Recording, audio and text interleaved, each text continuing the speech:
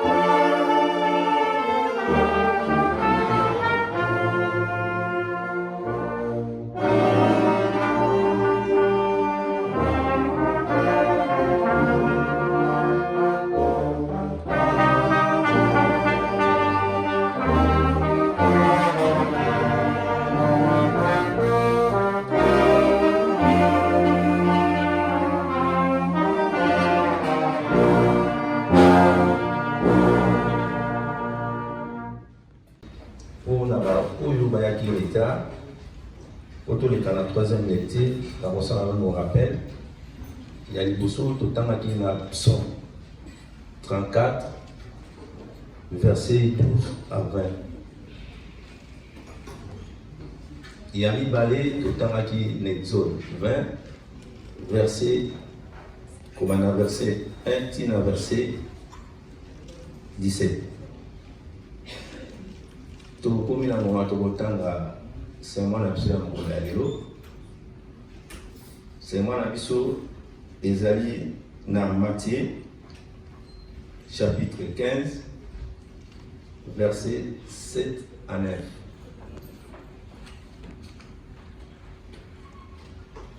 Soki tozwi etaleli ekozala boye na kombo ya tata mwana mpe tata molimo santo. Hypocrite, Ésaïe a bien prophétisé sur vous, quand il a dit, ce peuple m'honore des lèvres, mais son cœur est éloigné de moi. C'est en vain qu'il m'honore en enseignant des préceptes qui sont des commandements d'ordre. Combattant mon appétit, mon santo. Amen. Tout bon Dieu. Na kombo ya tata mon abe tata mon santo. Tata nzambe soba na yo toye lisusu epa na yo na mwa oyo papa mitu na se papa okuta tolongaki ntongo papa yo opesaki biso pema na mawa na bolingo na yo na kotala na koloba na kokanisa papa tosalaki ekosepisa bayo tolobisi yo lokumu te papa liboso oyamba losambo papa tika toopetola biso na mokila ya mwana oyo Yesu Kristo tozala mpe twapo oyamba losambo papa nga mwana na koloba nini nazali tata ya mabe mwana ya masumu na ye liboso na papa nga naponami na mokolo ya lelo nateya bandeko ngai moko mpe nateyama tika toteyama na makolo na nga olobela na monoko na nga oyo ekobima papa ezala ya ngai te ezala ya yo mpo epesa yo lokumu biso nyonso tokoka kobomba mpe tosalela yango ebikisa biso na ntango ya suka nasengi bongo na kombo misato ya bule tata mwana mpe tata molimo santo. Amen.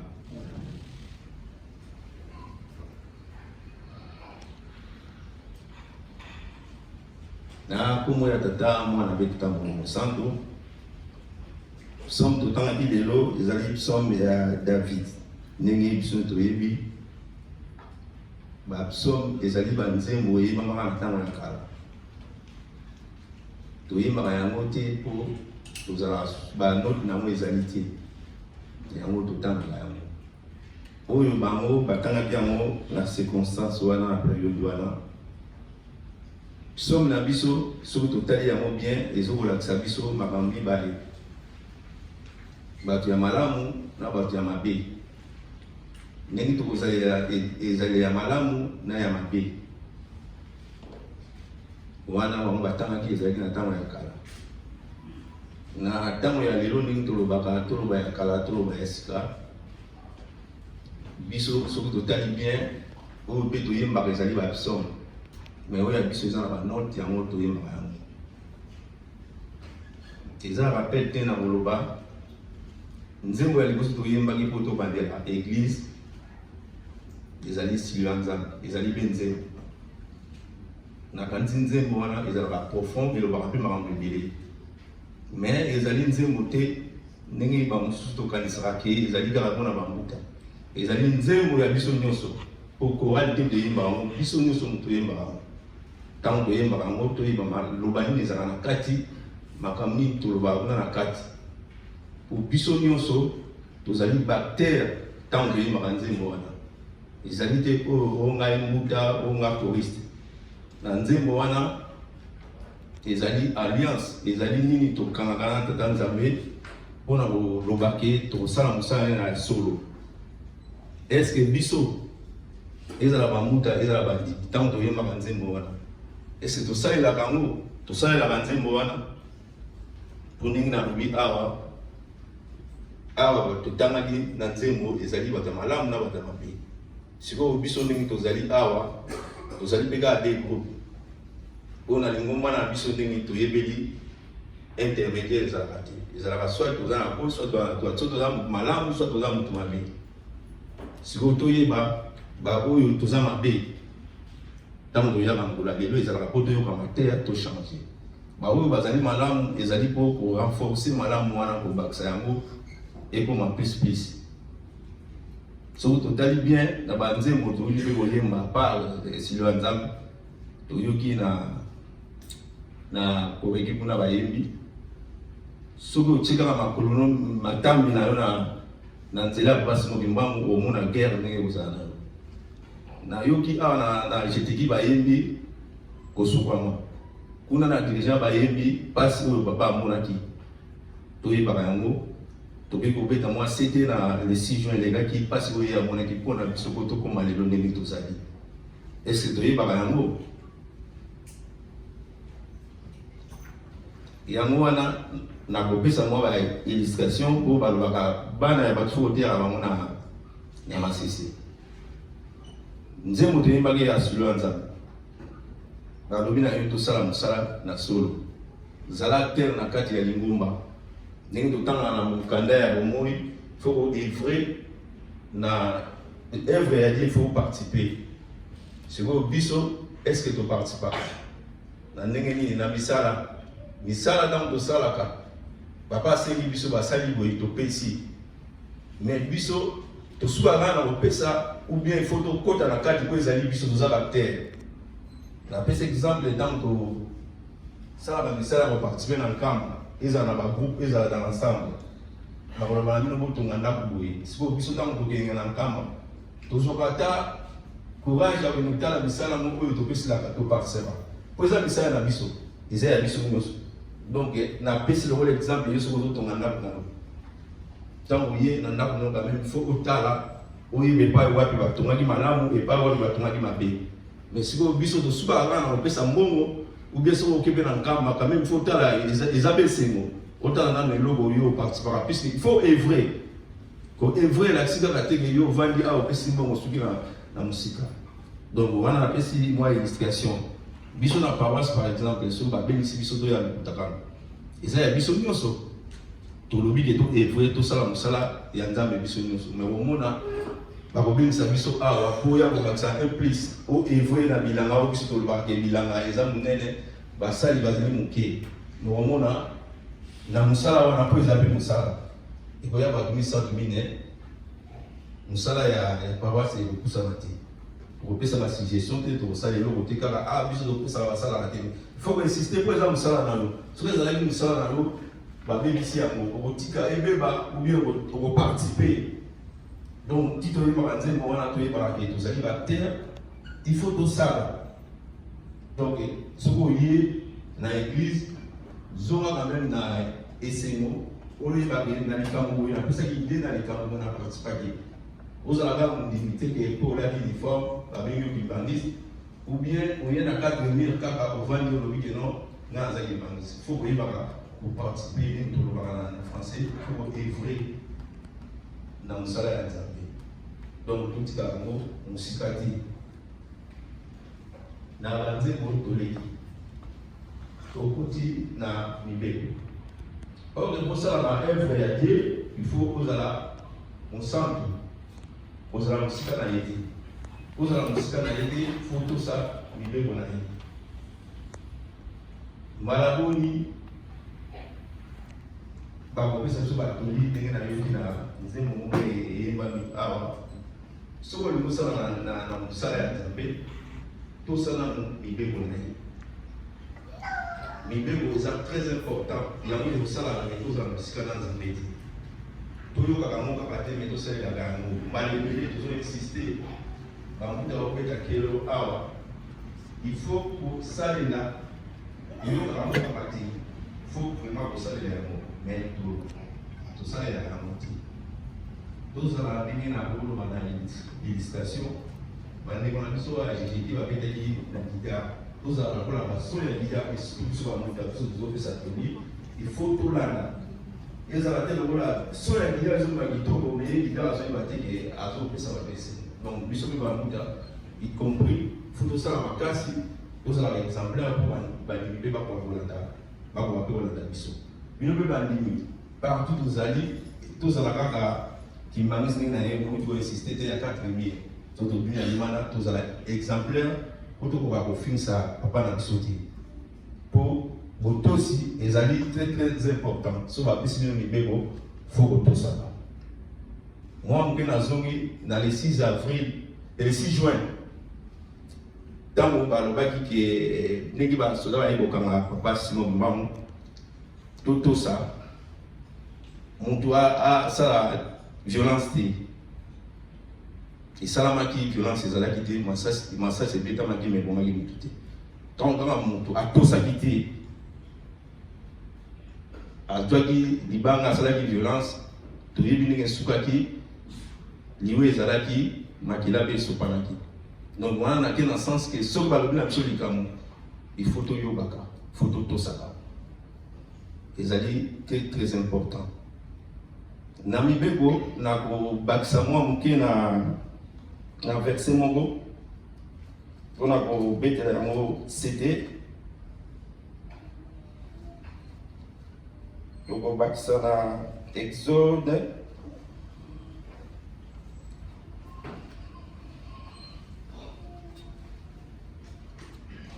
Exode 31, verset 12 à 15. On a beau mettre la moi c'était la mille. Na kotanga na kumatuta moi na betita moi innocent. L'Éternel parla à Moïse et dit: parle aux enfants d'Israël et dis-leur: vous ne manquerez pas d'observer mes sabbats, car ce sera entre moi et vous et parmi vos descendants un signe auquel on connaîtra que je suis l'Éternel qui vous a sanctifié. Vous observerez les sabbats, car il sera pour vous une chose sainte. Celui qui les profanera sera puni des morts. Celui qui fera quelque ouvrage ces jours-là sera retranché, diminué de son peuple. Amen. Pour vous qui aujourd'hui kotanga wana balobi bien donc topeti c'était na vers na ototanga na Exode 20 oyo balobaka ke journée à dimanche ezali sanctifié oyo topeti yango c'était balobi bien ezali na sanction nini wana toti kotanga sanction nango ya liliwa donc il faut tosalaka makasi journée à dimanche ndenge balobelaka biso journée à dimanche bomoni ntango toye kobakisa na chapitre 31 tobakisi na verset wana bomoni na suka nango ememaka nini journée à dimanche ezali boma journée moko sacré tosakalaka nango te tokobakisa yango na suka na référence mosusu na kotangela bino mpona kolakisa monene ya mokolo ya dimanche. Donc ezali journée moko tokoki kosaka nango ata moke te. Donc tokokabola journée wana te na makambo na biso mosusu oyo ezali na nzela ya Nzambe te. Na mibeko toleki na verset na biso totangi na mokolo ya lelo tomoni yango totangi yango ndenge balobi ndenge basite hypocrisie na biso ndenge tosalaka biso tokolela tokoloba papa tokosala na yo tokosigner baliance ya ndenge na ndenge na papa tokobelela papa Nzambe mais biso tokosala contraire tokosala ndenge ya zoloba te tozoloba ke ye aza Nzambe na biso foto yokela ye mais makambo nyonso ya alobaka na biso ezala na makambo oyo ya mike totosaka ata moke te biso tozalaki na ye na feti ya biso bapapa alobi na biso boye bino chaque fois boya kosenga nga bolimisi na ndimaka bino nazwaka nakoti bino na motema nga nakoti bino na bouche na nga mais à chaque fois bino moko bobimaka mais boyebi mokolo nga na kokanga porte te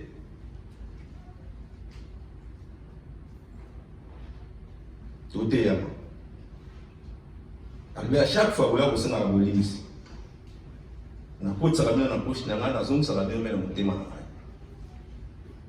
ngai mais à chaque fois bino moko bobimaka lisusu est ce que bino boyebi mokolo nga na kokanga porte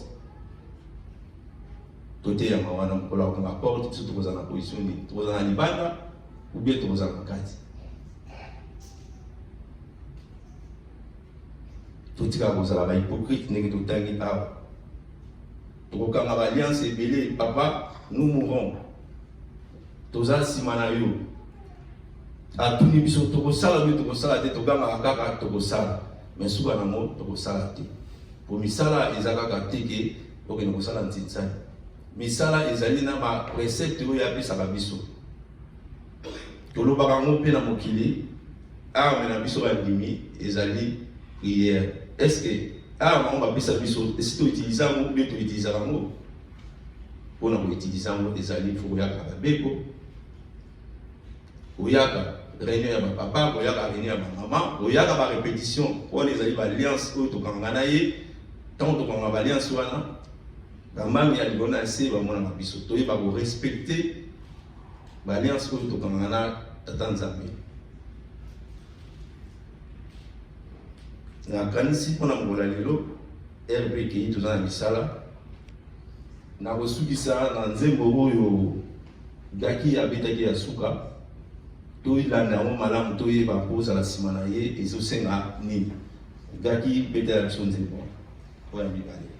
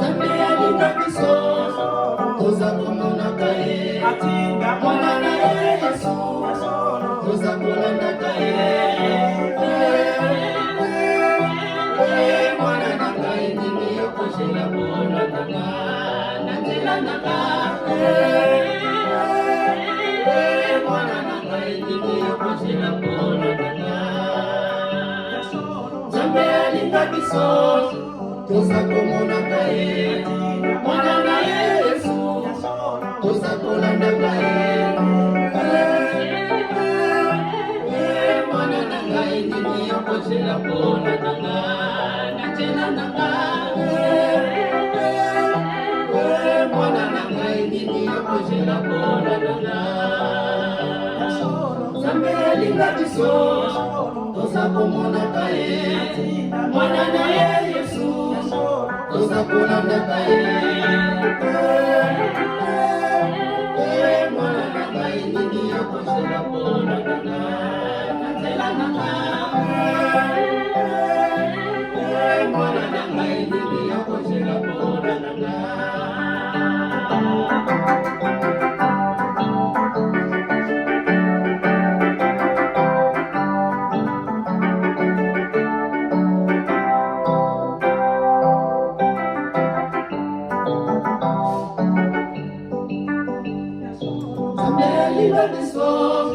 Toza komonaka ye, mwana na Yesu, toza kolandaka ye. Mwana na ngai nini okozela mpona nanga, natela nanga. Mwana na ngai nini okozela mpona nanga. Nzambe alinga biso, toza komonaka ye, mwana na Yesu, toza kolandaka ye. Mwana na ngai nini okozela mpona nanga.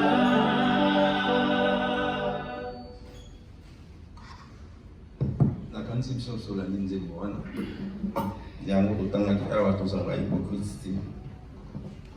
Papa mfuma mbanda wana oloba na biso lisumu nyonso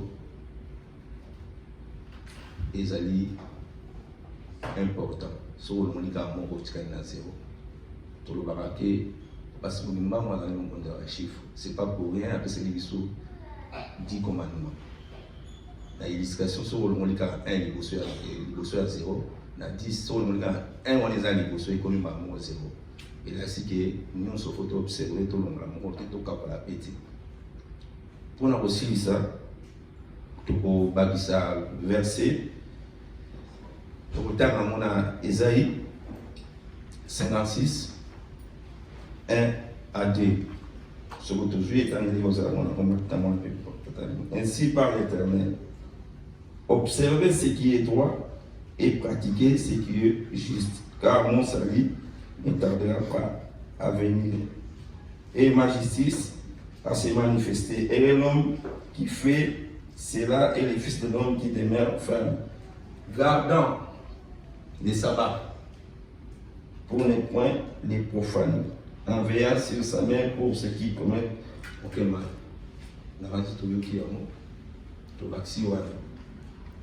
Papa, dans le mois d'octobre, papa, c'est mon grand bien année. Alors, on va dire Sokoli Biso.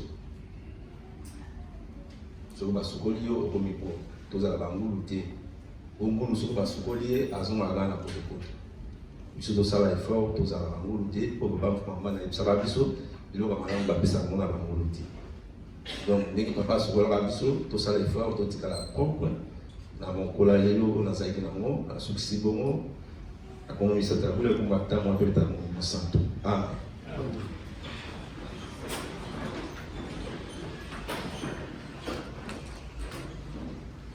Tout bonheur. Notre Père qui est au ciel, que ton nom soit sanctifié, que ton règne vienne, que ta volonté soit faite sur la terre comme au ciel. Donne-nous aujourd'hui notre pain quotidien, par nos offenses, comme nous pardonnons ceux qui nous ont offensés. Mais délivre-nous de la tentation, car c'est à toi appartient la gloire et la puissance au siècle et au siècle, au nom du Père, du Fils et du Saint-Esprit. Amen. Au Seigneur nous aide à la tous.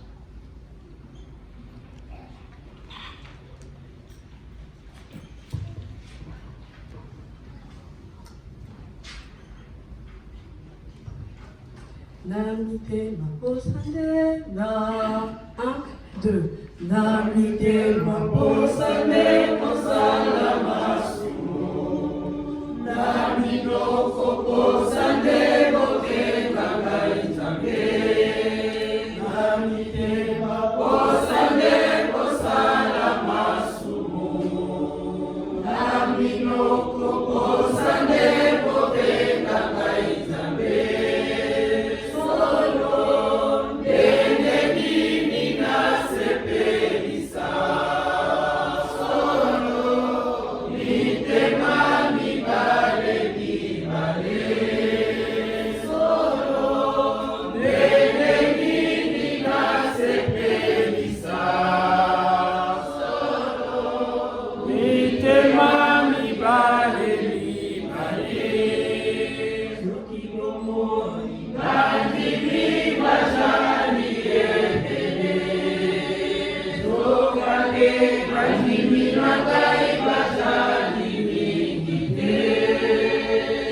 bomoni bandimi bajali ebele zokande bandimi na ngai bajali mingi te solo ndenge nini nasepelisa solo milema mibale mibale solo ndenge nini nasepelisa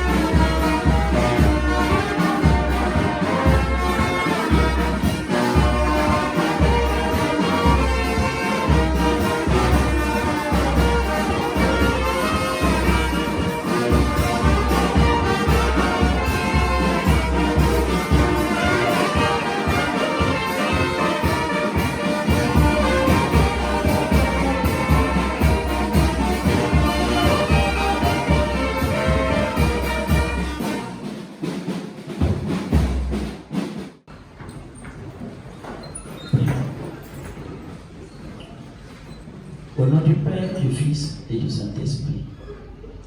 Papa, c'est moi qui nous t'avons appelé au début du culte pour que tu viennes nous donner ton message. Le message que nous avons écouté, Papa Diacre nous a enseigné. Il nous a donné l'importance des journées du dimanche. C'est la journée du sabbat, c'est la journée du repos. C'est la journée où nous devons glorifier notre Dieu. C'est dommage que certaines sont venues aujourd'hui, parce qu'aujourd'hui c'était prévu qu'on devait travailler. Papa, tous ceux qui sont parvenus et nous qui sommes ici, nous te demandons ta bénédiction. Que tu puisses nous guider dans tout ce que nous faisons. Nous sommes dans un pays où il y a des aides, où il y a des pandémies. Nous sommes dans un pays qui n'est pas le nôtre d'origine. Tu nous avais envoyés en Europe, tu nous avais envoyés partout dans le monde pour dresser ton drapeau. Tu avais demandé à ce que nous puissions planter le drapeau de Papa Simon Kimbangu dans la terre européenne. Nous sommes ici pour ça. Le travail que nous avons fait, il a été réussi de moitié parce que Papa, il nous manque beaucoup de choses. Donne-nous du travail, donne-nous des moyens pour que nous puissions travailler pour ton Église et que nous puissions aussi surtout planter ton drapeau. Surtout, Papa, pensez à nous pour cette salle qui doit être notre salle. Nous te demandons, Papa, de nous aider dans nos poches, comme l'a dit Papa Pasteur. Nous devons renforcer nos poches pour travailler, pour un jour acquérir cette salle, parce que nous allons planter le drapeau, ton drapeau, Papa, pour lequel tu as fait 30 ans de prison. Nous te prions, Papa, d'être avec nous. Tout à l'heure, nous allons nous séparer les uns des autres pour rentrer dans nos maisons. Et toi, tu vas accompagner chacun de nous pour que tu sois avec nous tout le long de la semaine jusqu'au dimanche prochain où nous viendrons encore te remercier. Sois avec nous aujourd'hui et à jamais au nom du Père, du Fils et du Saint-Esprit. Amen. Ok, nous allons,